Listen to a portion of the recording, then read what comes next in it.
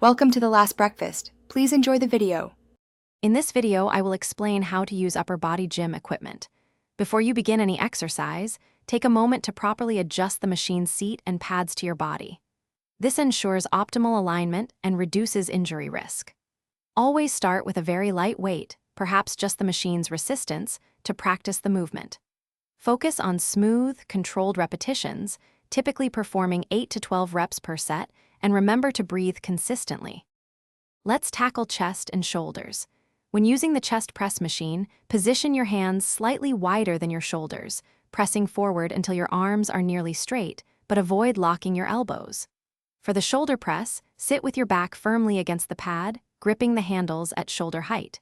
Press the weight overhead, controlling the descent. Aim for 2 to 3 sets of 10 repetitions, focusing on a full range of motion. Next, we'll strengthen your back and biceps. With the lat pull down, sit with your thighs secured, grabbing the bar with a wide, overhand grip. Pull the bar down to your upper chest, squeezing your shoulder blades together. For the bicep curl machine, ensure your elbows are aligned with the pivot point.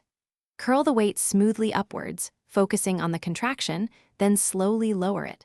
Perform 3 sets of 12 repetitions for both exercises. Finally, let's target triceps and core. On the triceps extension machine, keep your elbows tucked in and press the handles down until your arms are fully extended, feeling the triceps work. For the abdominal crunch machine, adjust the weight and focus on a controlled crunch, engaging your core muscles. Aim for 2 to 3 sets of 15 repetitions for these. Always finish your workout with a 5-minute cool down and some gentle stretching to aid recovery and flexibility.